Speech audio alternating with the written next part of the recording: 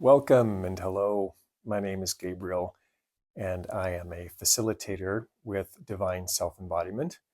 And I just wanted to share a video with you to introduce myself, just to talk a little bit about where I've come from and where I've been, and what my intention here as a facilitator is with Divine Self Embodiment. And of course, that's a big question. What is divine self embodiment? And that's probably a video in and of itself. But essentially, it's really feeling the divine spark within, your connection to the divine, um, where you get to feel more in your human skin, I would say. You could also even call it human self embodiment. But it's our humanity connected with our divinity. And how can both be true? How can both be aligned at the same time?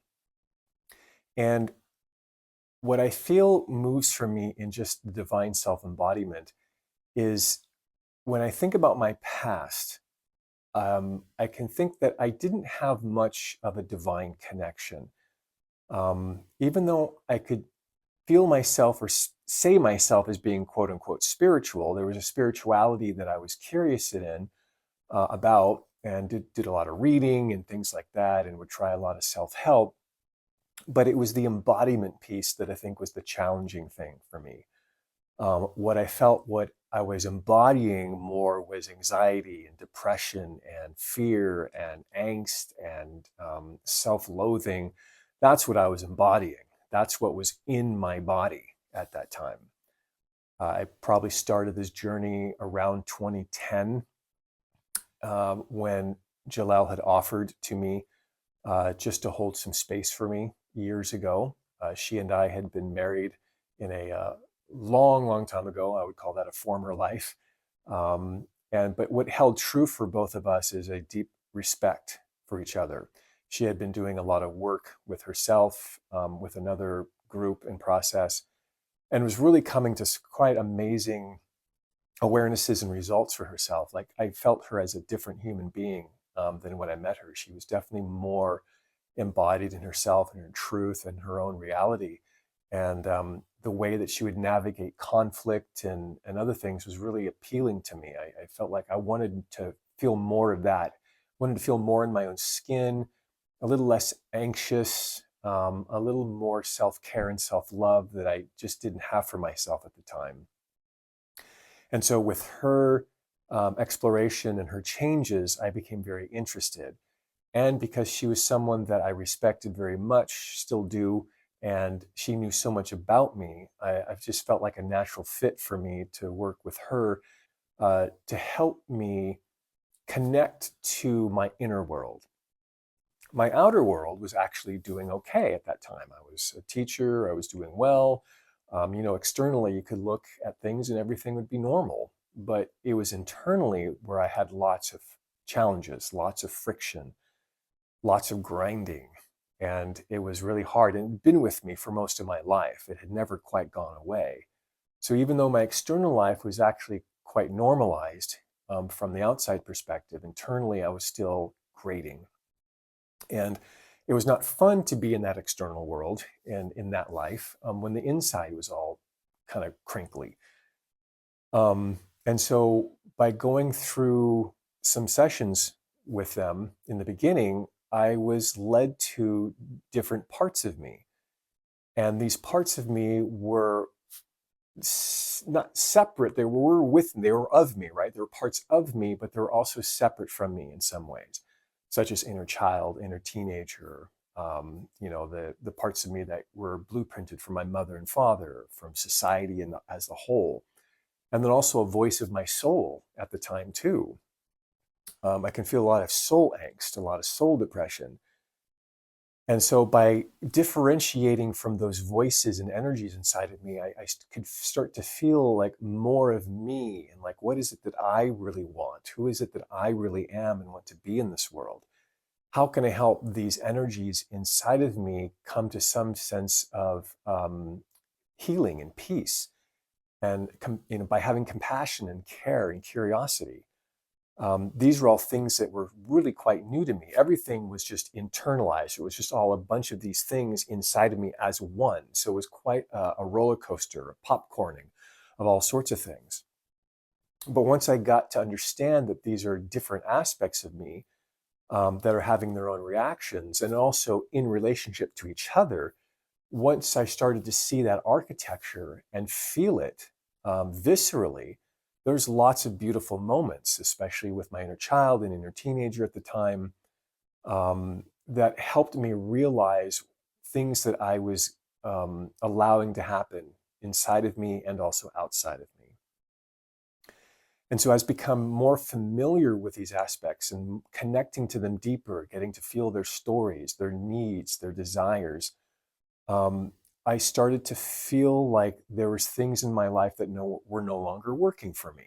And so the external world I started to look at my external world and started to see that it was no longer aligning with what was happening in my internal world. Actually, my internal world was aligning. Then I can see the misalignment with my external world.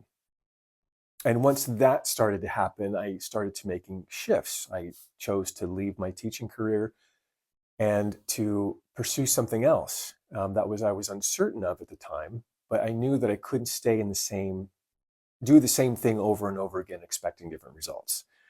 And so I decided, kind of gradually to make some changes. Some changes were made quite abruptly. I would probably do them again a little bit differently, but they were what they were. And so I made these choices that I knew I needed to make. And I continued this journey of becoming part of a process and a community where I started to really feel myself in relationship to not just myself, but to other. And it's that relationship to self and to other and to the divine, I point out, but I mean, obviously in here, it's that relationship that really became the challenge ground, the growth ground for me. I was not really challenging myself relationally. I found a nice little pocket for me, but I don't think I was very happy.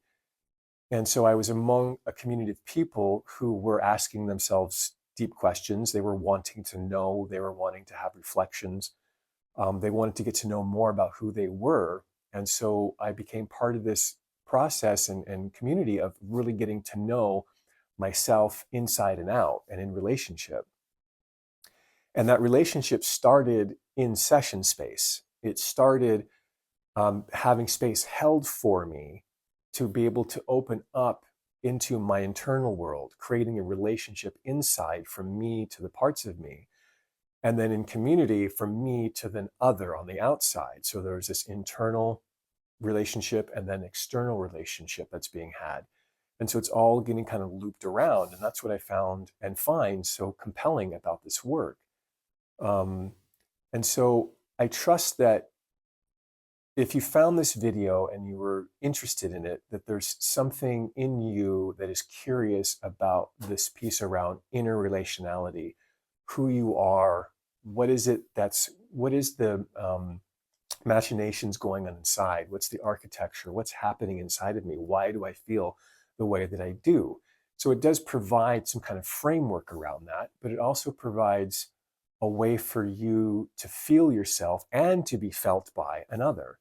And that's something that we rarely get in this world today, is this ability to be felt and be seen by another person in a space that's very open and compassionate for where you're at and what you're holding and where you've been. I've been through a lot of things in my life personally, did a lot of self-to-self violence inside of me.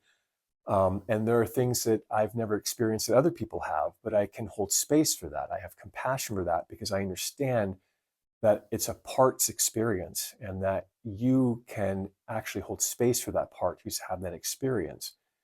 And life can change and shift internally and then externally to really start making that alignment happen. And so the embodiment piece is really an alignment piece as well. And I can say for myself is that I do not feel all of those internal machinations happening inside of me from self to self as much anymore. Not to say that I don't still feel anxiety or some fears come out, maybe some self-judgments around things, but the level of which they had been in the past are much reduced, much more nuanced, and I have something, not only a process, but a community that can help me with and through those reactions and feelings that I've had. And so in that space, as I start to allow my parts to find a home inside of me, I start to open up more of my own divine connection with my soul and the divine itself. And once that starts to open up, then things really start moving and changing. And that's what I really feel like my intention with this video is to share what I've experienced with this work and how much I want to serve and offer that to others. Um, and so it's not just a self-help sort of thing. It's an ongoing journey of self-discovery and embodiment. That's really this is about. I don't have any sense that I am 100% healed. I don't think anyone truly is. We're always on this path of discovery. There's always going to be things for me to feel for myself. But in some ways, because I've navigated many areas inside of myself, especially around the feeling of how I feel about myself and self-judgment, and what I've done in my external world, I can help those people that have some similar issues learn to connect with those aspects and parts of themselves that are in that sort of state of pain, and help to sort of bring them back into the state of wholeness and integration is ultimately what we're hoping for. So thanks so much for listening, and I trust that if this video has found you and resonated with you somehow, that it was meant to. And I think I would love to serve you and help find the ways in which we can move through a general gentle phase of discovering for yourself and reconnection inside and with the divine inside. So thanks so much for joining me, and I look forward to sharing more videos with you in the future.